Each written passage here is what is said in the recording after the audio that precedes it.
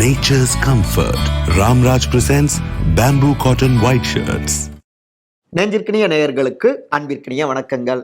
ரொம்ப நன்றிங்க, முதலமைச்சருக்கு தேங்க்ஸ் அப்படின்னு சொல்லிட்டு இருக்காங்க. யாருங்க, உடன்பிறப்புகளா அப்படின்னா இல்லைங்க அப்படிங்கிறாங்க. வேற யாருங்க, கூட்டணி கட்சியினரா அப்படின்னு கேட்டா அட அவங்களும் இல்லைங்கிறாங்க. அப்ப யார் தாங்கன்னு கேட்டா வேற யாரு, அதிமுகவினரும் தாவேக்காவினரும் அப்படிங்கிறாங்க. அவங்க எதுக்கு நன்றி சொல்லிட்டு இருக்காங்கன்னு கேட்டா அதுல தான் விஷயமே இருக்கு அப்படின்னு ஒரு பொடி வச்சு பேசுறாங்க. இன்னொரு பக்கம் போட்டு தாக்கும் எடப்பாடி, சுதாரிக்கும் மு.க.ஸ்டாலின். அதன் தொடர்ச்சியாகவே இவருடைய அட்டென்ஷன் ஷீக்கிங்க்கு அளவே இல்லைங்க. அண்ணாமலை தான் சொல்றாங்க, அளப்புற தாங்க முடியலங்கிறாங்க. இன்னொரு பக்கம் பார்த்தோம்னா வார்னிங் கொடுக்கும் முதலமைச்சர். இந்த பரபரப்பான பின்னணிகள் தான் இன்றைய நம்முடைய விரிவான இளங்கோவன் எக்ஸ்பிளைன்ஸ். நான் உங்கள் சகோ சே த இளங்கோவன். நிகழ்ச்சிக்கு போகலாம். சொதப்பிய காவல்துறை, நன்றி சொல்லும் விஜயின் தாவேக்கா. எப்படா ஆக்டிவ் பாலிடிக்ஸை தொடங்குவாரு அப்படின்னு நாங்கள்லாம் தவம் இருந்து காத்துட்டு இருக்கிற நேரத்தில் அதற்கு சிவப்பு கம்பள வரவேற்பே போட்டு கொடுத்துருக்காரு நம்முடைய சிஎம். தொடக்க புள்ளி வைத்து எங்களுக்கு ஒரு சூப்பர் என்ட்ரியை அமைய ஒரு வாய்ப்பை ஏற்படுத்தி கொடுத்துருக்காரு நம்முடைய முதலமைச்சர். அவருக்கு எங்களுடைய கோடான கோடி நன்றிகள் அப்படின்னு உற்சாகத்தோடு தெரியப்படுத்திட்டு இருக்காங்க தமிழக வெற்றி கழகத்தினர். என்னங்க அவருக்கு நன்றி சொல்றீங்க அப்படின்னு விசாரிச்சா வேற ஒன்றும் இல்லைங்க, எங்களுடைய தலைவர் திரு விஜய் மார்ச் வர படப்பிடிப்பு இருக்கிறதால அவர் வெளியில் வரமாட்டார் அப்படின்னு ஒரு டாக் இருந்துக்கிட்டு இருக்கு. ஆனால் அரசியலை பொறுத்த வரைக்கும் தொடர்ந்து மக்களோடு நெருக்கமாக பயணிச்சுக்கிட்டே இருக்கணும், முகம் காட்டிக்கிட்டே இருக்கணும். சமகால அரசியல் வேற கூடுதல் கொதிநிலையோடு இருந்துட்டு இருக்கு. இன்னும் ஓராண்டில் தேர்தலும் வரப்போகுது. ஸோ இப்படி இருக்கக்கூடாதே அப்படின்னு நினச்சிட்டு இருந்தோம். இந்த சூழலில் தான் அதற்கு ஒரு சூப்பர் வாய்ப்பை ஏற்படுத்தி கொடுத்துட்டாங்க திமுகவுடைய அரசாங்கம் அப்படிங்கிறாங்க. அதாவதுங்க, அண்ணா பல்கலைக்கழக மாணவிக்கு நேர்ந்த அந்த பாலியல் கொடுமை, அந்த மோசமான அந்த கொடூரம், இதற்கு எதிராக குறிப்பாக பெண்களுக்கான பாதுகாப்பை நாங்கள் கொடுப்போம், உரிமைகளை பெற்றுத்தருவோம், பெண்களுக்காக களமாடுவோம் அப்படின்னு தன்னுடைய கைப்படவே உருக்கமாக ஒரு கடிதத்தை விஜய் அவர் எழுதியிருந்தார். அதோடு ஆளுநர் திரு ஆர்.என். ரவி அவரை சந்தித்து பெண்கள் பாதுகாப்பு உள்ளிட்ட 3 முக்கியமான கோரிக்கைகள் அடங்கிய மனுவையும் கொடுத்தாரு. இவர் விஜய் திருக்குறள் புத்தகத்தை பரிசளிக்க, அந்த பக்கம் ஆளுநரோ பாரதியார் கவிதை புத்தகத்தை பரிசளிக்க ஒரே அன்புமயமாக மாறிடுச்சுப்பா, புத்தக அன்புமயமாக மாறிடுச்சுப்பா அப்படிங்கிறாங்க. அப்புறம் சுமார் 17 நிமிடங்கள் என்ன நடந்தது அப்படிங்கிறத முந்தைய காணொலியில் நம்ம விரிவாகவே பதிவு செஞ்சுருக்கோம். சரிங்க, முதலமைச்சருக்கு ஏங்க நன்றி சொன்னீங்க, அந்த கண்டென்ட்டுக்கு வாங்க, கேட்கறது புரியுது. இந்த காட்சிகள்லாம் அப்படியே நடந்துருச்சு, ஒரு டாக் உருவாகி கொண்டிருந்தது. இந்த நிலையில தான் தாவேக்காவுடைய பெண்கள்லாம் சென்னையில் பேருந்துகளில் விஜயுடைய கடிதத்தை துண்டறிக்கையாக விநியோகம் செஞ்சுக்கிட்டு இருந்தாங்க. காவல்துறை உடனே போயிட்டு அவங்கள கைது செய்கிறாங்க. நீங்கள் எப்படி பரப்புரை செய்யலாம், துண்டறிக்கை கொடுக்கலாம் அப்படின்னு. உடனே என்னங்க துண்டறிக்கை கொடுக்கறதுக்கெலாம் கைதா அப்படின்னு பொதுச் செயலாளரான திரு ஆனந்த் அவங்கள போய் சந்திக்கிறதுக்கு போயிருக்காரு. நீங்களும் கைது செய்யப்படுறீங்க அப்படின்னு அவரையும் சேர்த்து கைது பண்ணுறாங்க. அதுக்கப்புறம் என்ன, தாவேக்காவினர் கொதிச்சுட்டாங்க. எல்லா பக்கமும் விடுதலை செய்யணும், கண்டிக்கிறோம், காவல்துறையை கண்டிக்கிறோம் அப்படின்னு அங்கங்கே போராட்டத்திலும் ஆர்ப்பாட்டத்திலும் இறங்கிட்டாங்க. இன்னொரு பக்கம் கருத்துரிமை பேச்சுரிமையை பறிக்கக்கூடிய ஒரு செயல் இது. வழியில் ஜனநாயக வழியில் துண்டறிக்கை கொடுத்ததற்காக போய் கைது செய்கிறாங்க, இதை கடுமையாக கண்டிக்கிறேன் அப்படின்னு விஜயும் தன்னுடைய கண்டிப்பை பதிவு செஞ்சிருக்காரு. சும்மாவே விட்டுருந்தா கூட பெருசாக தெரிஞ்சிருக்காது.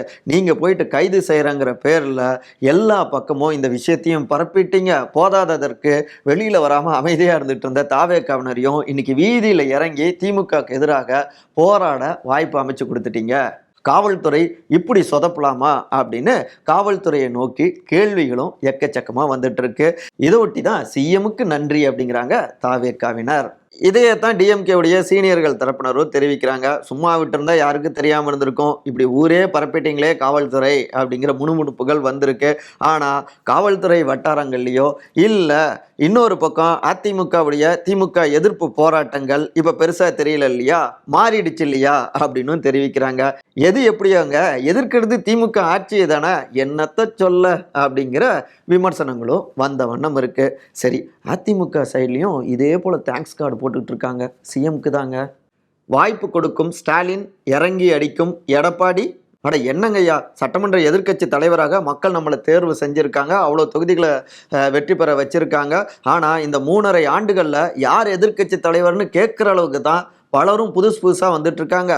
புதிதாக திரு விஜய் அரசியல் களத்தில் வந்து அவர் பேசுபொருளாக மாறுறாரு. இன்னொரு பக்கம் லண்டனுக்கு படிக்க போயிட்டு வந்த உடனேயே திரு அண்ணாமலை அவரும் சாட்டையெல்லாம் எடுத்து அடிச்சுக்கிட்டு ஏதோ ஒன்று பண்ணி அவர் பக்கம் பேச்சை திருப்பிட்டு இருக்காரு.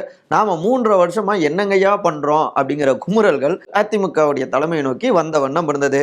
இப்படிப்பட்ட ஒரு நேரத்துல தான் வாய்ப்பு வழங்கிய முதலமைச்சர் நன்றி நன்றி அப்படின்ட்டு இருக்காங்க அதிமுகவுடைய சீனியர்களே, குறிப்பாக அதனுடைய பொதுச் செயலாளரான திரு எடப்பாடி பழனிசாமி மற்றும் அவர்களுடைய ஆதரவாளர்கள் எல்லாமே அண்ணா பல்கலைக்கழக மாணவிக்கு நேர்ந்த அந்த பெரும் கொடூரம், அந்த பாலியல் வன்கொடுமை, அதற்கு எதிராக களத்தில் தீவிரமாக இறங்கி செயல்பட தொடங்கினாங்க அதிமுக. குறிப்பாக யார் அந்த சார் அப்படின்னு எல்லா பக்கமும் சுவரொட்டிகளை ஒட்ட தொடங்கிட்டாங்க. போதாததற்கு சமூக வலைதளங்கள் முழுக்க அந்த ஹேஷ்டேக்கையும் சேவ் அவர் டாட்டர்ஸ் அப்படிங்கிற அந்த ஹேஷ்டேக்கையும் எல்லா பக்கமும் பரப்பியபடி இருக்காங்க. அது மட்டும் இல்லாமல் மால்லையும் போய் யார் அந்த சார் அப்படின்னு புது வடிவத்தில் போராட்டங்கள்லாம் முன்னெடுத்தாங்க. இது ஏ சென்டர் அப்படின்னு சொல்லப்படுகின்ற பெரு நகரங்களில் ஒரு கவனத்தை அதிமுக பக்கம் திருப்பி இருக்கு. அகில இந்திய அளவிலும் மாணவிக்கு நேர்ந்த அந்த பெரும் கொடூரம், அந்த கொடூரத்துக்கு எதிராக நீதி கேட்டு அதிமுகவும் போராட்ட களத்தில் இருக்கு அப்படின்னு எல்லா பக்கமும் இந்த விஷயமும் பரவனதுங்க.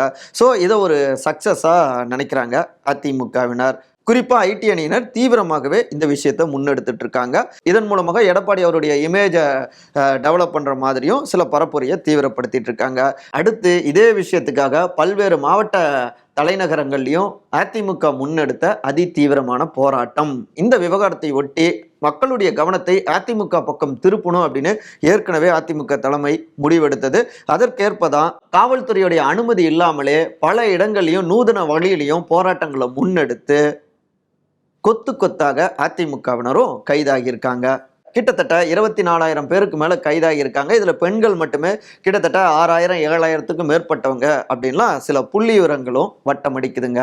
அது மட்டும் இல்லாம வருகின்ற சட்டமன்ற கூட்டத்தொடர்ல இந்த விவகாரத்தை கவன ஈர்ப்பு தீர்மானமாக கொண்டு வரவும் அதிமுக ஆயத்தமாகி வருகிறதுங்க.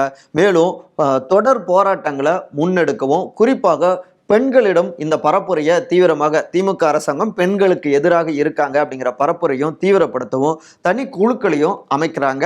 அவங்க இந்த பரப்புரையும் போராட்டங்களையும் அடுத்த கட்டத்துக்கு கொண்டு போக இருக்காங்க. எப்படி பொள்ளாச்சி பாலியல் வழக்க அப்ப எதிர்க்கட்சியாக இருந்த திமுக கையில் எடுத்து அதிமுகவுக்கு எதிராக தீவிரமாக போராடினாங்க இல்லையா, அது மேற்கு மண்டலத்துல திமுகவுக்கு ஒர்க் அவுட் ஆகலைனாலும் தமிழ்நாடு முழுக்க அதிமுக ஆட்சியை வீட்டுக்கு அனுப்புவதற்கு ஒரு வாய்ப்பையும் ஏற்படுத்தி கொடுத்தது. அதை போல இந்த விவகாரத்தை கையில் எடுத்து உணர்வுபூர்வமாகவே பெண்களுடைய பாதுகாப்புக்கான குரலையும் கொடுப்பது, அதே நேரத்தில் திமுக ஆட்சியை வீட்டுக்கு அனுப்பவும் இது ஒரு வாய்ப்பை ஏற்படுத்தி கொடுக்கும் அப்படின்னும் திட்டமிட்டு கூடுதல் உற்சாகத்தோடு இறங்கி அடிக்கவும் ஆரம்பிச்சிருக்காரு எங்களுடைய எடப்பாடி அப்படிங்கிறாங்க அவரோடு நெருக்கமாக இருக்கக்கூடிய சில சீனியர் மாஜிக்கள். அட்டாக் மேல் அட்டாக், ரூட்டை மாற்றும் ஸ்டாலின். அண்ணா பல்கலைக்கழக மாணவிக்கு நேர்ந்த அந்த பாலியல் வன்கொடுமை, அந்த பெரும் கொடூரம், அதற்கு எதிராக ஒரு பக்கம் அதிமுக தொடர் போராட்டங்கள், ஆர்ப்பாட்டங்கள், திரு விஜய் ஆளுநருடனான சந்திப்பு, இன்னொரு பக்கம் நாம் தமிழர் கட்சியினரும் களத்தில் இறங்கியிருக்காங்க. அவங்க போராட்டத்துக்கு காவல்துறை அனுமதி மறுக்க தலைமை ஒருங்கிணைப்பாளரான திரு சீமான் அவரும் கைது செய்யப்பட்டார். இப்படி இந்த விவகாரத்தை ஒட்டி எல்லா பக்கங்கள்ல இருந்தும் ஆளும் திமுகவுக்கு எதிரான அட்டாக்குகள் வந்த வண்ணம் இருக்குங்க. ஒரு வகையில் இந்த ஆண்டுடைய இறுதியில திமுகவுக்கு பெரும் சோதனையாகவும் இது மாறி இருக்கு. இதை சமாளிக்கிறதுக்காக புதிய புதிய ரூட்டுகளையும் திமுக எடுத்திருக்கு. குறிப்பாக திமுக கொண்டு வந்த சாதனை திட்டங்கள் அப்படின்னு அதெல்லாம் பட்டியலிடுறாங்க. தமிழ் புதல்வன் திட்டம், அப்புறம் காலை சிற்றுண்டி திட்டம், இப்ப தூத்துக்குடியில பார்த்தோம்னா புதுமை பெண் திட்டம் விரிவாக்கம். அதுல பெண்களுக்கு குறிப்பாக உரிமைகளை திமுக எப்படி பெற்றுக் கொடுத்திருக்கு, இந்த ஆட்சி பெண்களுக்கான பாதுகாப்பாக எப்படி இருக்கு அப்படின்லாம் இந்த பரப்புரையை இன்னொரு பக்கம் திமுகவினர் தீவிரப்படுத்துறாங்க. அது மட்டும் இல்லாம அதிமுக ஆட்சியில ஏற்பட்ட நிதி நெருக்கடி, அதை ஒட்டியும் தமிழ்நாடு அரசாங்கத்துடைய திட்டங்களுக்கு ஒத்துழைப்பு தராத சென்ட்ரல் கவர்மெண்ட், பாஜக ஒன்றிய அரசாங்கம், இப்படி பல நெருக்கடிகள் இருக்கு. அதெல்லாம் தாண்டி தமிழ்நாட்டு மக்களுக்காக பல திட்டங்களையும் நாங்கள் கொண்டு வந்துட்டு இருக்கோம் அப்படின்னு நிறைய நெருக்கடிகளை பாஜக தராங்க. சப்போர்ட்டாக அதிமுகவும் இருக்காங்க. அதை கடந்து நாங்கள் உங்களுக்காக பாடுபடுறோம் அப்படிங்கிற பரப்புரையை தீவிரப்படுத்துகிறாங்க ஆளும் திமுக தரப்பு. இன்னொரு பக்கம் உட்கட்சி பிரச்சனைகள், குறிப்பாக அதை சரி பண்ணுவதற்காகவும் கள ஆய்வு கூட்டங்களை தொடர்ந்து நடத்திட்டு இருக்காரு. சமீபத்தில் நடந்த செயற்குழு கூட்டத்தில் கூட நிறைய பேர் தங்களுடைய ஆதங்கங்களை செயற்குழு கூட்டத்தில் பதிவு செஞ்சாங்க. பலருடைய குரல்கள் முழுமையாக வெளிப்படுவதற்கு முன்பாகவே தடுத்தும் நிறுத்தப்பட்டது. ரணகலமாகத்தான் செயற்குழு அரங்கேறினது. சரி, இங்க தூத்துக்குடியில் பார்த்தோம்னா தெற்கு வடக்கு மாவட்டங்களை சார்ந்த கிட்டத்தட்ட 210 நிர்வாகிகளோடு ஒரு ஆலோசனை கூட்டமும் அரங்கேறினதுங்க. இதுல உடன்குடி கானம், ஆறுமுக நேரி, கோவில்பட்டி மத்தி, கயத்தாறு மத்தி, திருவைகுண்டம் கிழக்கு, ஏரல் உள்ளிட்ட ஒன்றிய பேரூர் கழக செயலாளர்களை குறிப்பிட்டு உங்க பகுதிகளில் கடந்த தேர்தலை விட இந்த முறை வாக்கு எண்ணிக்கை ரொம்பவே சரிஞ்சிருக்கு, ஒன்றிய நகர பேரூர் கழக செயலாளர்கள் சரியாக வேலை செய்யல அப்படிங்கிறது இதுல இருந்து தெரியுது. சட்டமன்ற தேர்தலுக்கு வேட்பாளர் தேர்வை தலைமையே பார்த்துப்பாங்க, அதனால அந்த கவலை உங்களுக்கு வேணாம். மாவட்டம் தொடர்பான மொத்த தகவல்களும் டேட்டாக்களும் என்கிட்ட இருக்கு, என்னை யாரும் ஏமாற்ற முடியாது, ஒழுங்கா எல்லோரும் வேலை பார்க்கணும், இல்லைன்னா நடவடிக்கைகள் வேற மாதிரி இருக்கும் சரியா வேலை பார்க்கலனா அப்படின்னு கொஞ்சம் டோனை உயர்த்தி வார்னிங்கும் கொடுத்திருக்காரு முதலமைச்சரும் திமுக தலைவருமான திரு மு.க. ஸ்டாலின். அதாவது தேர்தல் நெருங்கிறதால எதிர்க்கட்சிகள்லாம் வேகம் காட்ட தொடங்கியிருக்காங்க. ஓரணியில் நின்று திமுகவை அட்டாக் பண்ணுறதுக்கு முன்னாடி இங்கே உட்கட்சியில் இருக்கக்கூடிய பிரச்சனைகளை சரி பண்ணணும். உட்கட்சியில் இருக்கக்கூடியவங்க எல்லாத்தையும் மறந்து, சீனியர் ஜூனியர்னு பல பிரச்சனைகளையும் மறந்து தீயா வேலை பார்க்கணும், இல்லைன்னா எந்த எல்லைக்கும் போய் நடவடிக்கை எடுக்க தயார் என்பதை உணர்த்தியிருக்காரு சிஎம் அப்படிங்கிறாங்க அவரோடு நெருக்கமாக இருக்கக்கூடிய சில சீனியர் அமைச்சர்கள். Attention seeking Annamalai. திரு விஜய் ஆளுநரை சந்தித்த அதே தினத்துல பாஜகவுடைய தமிழ்நாடு தலைவர் திரு அண்ணாமலை அவரும் சந்திச்சிருக்காரு. என்னங்க விவகாரம் அப்படின்னு நம்முடைய கழுகார் சோர்சஸ் கிட்ட கேள்வியை முன் வச்சா, அது ஒன்றும் இல்லைங்க, அண்ணாமலை அவர் தான் முதல்ல நேரம் கேட்டிருந்தாரு, நான் இப்போ கோவையில் இருக்கேன், அதனால டிசம்பர் 30 மாலை உங்களை சந்திக்க முடியுமா அப்படின்னு நேரம் கேட்டிருக்காரு. ஆனால் அன்னைக்கு மதியம் 1 மணிக்கு விஜய் தரப்பும் நேரம் கேட்டிருந்தாங்க. இந்த தகவல் வெளியில் கசிஞ்ச உடனே மழை எனக்கு காலையில் 11:30 மணிக்கே நேரம் கிடைக்குமா அப்படின்னு டைமை மாற்றி ஆளுநர் தரப்புக்கிட்ட கேட்டிருக்காரு. ஆனால் இல்லைங்க, ஏற்கனவே திட்டமிட்டதுபடி நீங்கள் ஈவினிங் வந்தால் போதும் அப்படின்னு மாளிகை வட்டாரமும் பதில் சொல்லிட்டாங்க. அதாவது இந்த விஷயத்தில் பாஜகவுடைய சீனியர்களை முன்பே அனுப்பி மனுக்களை கொடுத்துருக்கலாங்க. ஆனால் அண்ணாமலை அவர் தான் எல்லாமே தான் பண்ணணும், தன்னை தான் முதன்மைப்படுத்தணும் அப்படின்னு அவருடைய அட்டென்ஷன் சீக்கிங் பிரச்சனையால் 2வது ஆளாக போய் கொடுக்க வேண்டிய ஒரு சூழல் ஏற்பட்டு விட்டது அப்படிங்கிற முணுமுணுப்புகள் கமலாலய சீனியர்கள்ட்ட இருந்தும் வெளிப்படுதுங்க. அண்ணாமலையுடைய சாட்டையடி போராட்டம் கூட அப்படிதான் ஆகிடுச்சு. ஓகே, நம்முடைய காணொலியுடைய நிறைய பகுதிக்கு வந்தாச்சு. ஒவ்வொருத்தரும் ஒவ்வொரு வகையில் போராட்டங்களை தீவிரப்படுத்திட்டு இருக்காங்க. அந்த வகையில் இந்த ஆண்டுடைய இறுதி நாளும் தகிச்சுக்கிட்டு இருக்கு. புதிய ஆண்டு எப்படி இருக்கும், அரசியல் காலத்தில் ஒவ்வொருத்தருடைய டார்கெட் என்ன, எல்லாவற்றையும் பிற்பாடு பார்க்கலாம். அனைவருக்கும் இனிய ஆங்கில புத்தாண்டு நல்வாழ்த்துக்கள். உங்களுடைய எல்லா முயற்சிகளும் சூப்பராக அமையும். எங்களுடைய ஆதரவு எப்பவும் இருக்கும், உங்களுடைய ஆதரவும் எங்களுக்கு எப்பவும் இருக்கணும். அன்பு விகடன் நேயர்களே, அனைவருக்கும் மீண்டும் ஒரு முறை ஆங்கில புத்தாண்டு நல்வாழ்த்துக்கள்.